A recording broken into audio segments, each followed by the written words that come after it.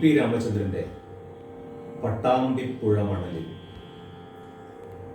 പട്ടാമ്പിപ്പുഴമൂളും പാട്ടും കേട്ടൊരു നാളിൽ വെറുതെ ഇത്തിരി നേരം വെയിലിൽ ഞാൻ ഇളവേൽക്കേ.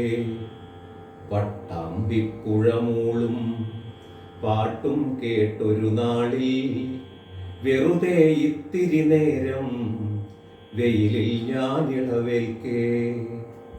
വെയിലാറി വരുന്നുണ്ട്, കുളിർ കാറ്റിന് കനിവുണ്ട്, ഇരുകരയിൽ തൈത്തെങ്ങുകൾ മുടികോതി നിൽപ്പുണ്ട്.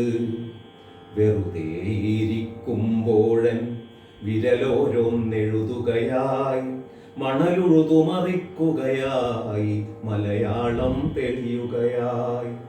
അത്ഭുതമെൻ വിരലേതോ നഗ്നതയിൽ തൊട്ടതുപോൽ, മണലിളകും നിക്കിളിയാൽ ഉടലൊന്നു കുടഞ്ഞതുപോൽ. കുതുകത്തോടവിടത്തെ മണൽ മാന്തിയൊഴിച്ചപ്പോൾ ഒരു സുന്ദരിയുണ്ടടിയിൽ കനവുണ്ടു കിടക്കുന്നു. ഉടുതുണിയിൽ ഉടലിൽ മിഴി ഇണപൂട്ടി മയങ്ങുന്നു. നിറമാറിൽ ചെവി ചേർക്കേ ഹൃദയമിടിപ്പറിയുന്നു. പൊരുളറ്റ കടങ്കഥയോ പുഴപെറ്റൊരു പൂമകളോ, മൊഴിയിൽ പകരാനാവാത്തൊരു ഭാവനിഗൂഢതയോ. അവൾ ഉണരുന്നതു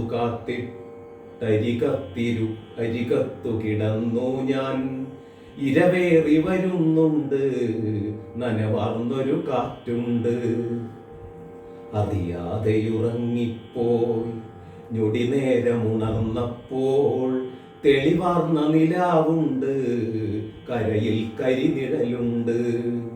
അവളരികത്തില്ലവിടെ മണൽ നീങ്ങിയ കുഴിയുണ്ട്. കുഴിയിൽ ചെളിവെള്ളത്തിൽ മുഴുതിങ്കൾ തെളിയുണ്ട്.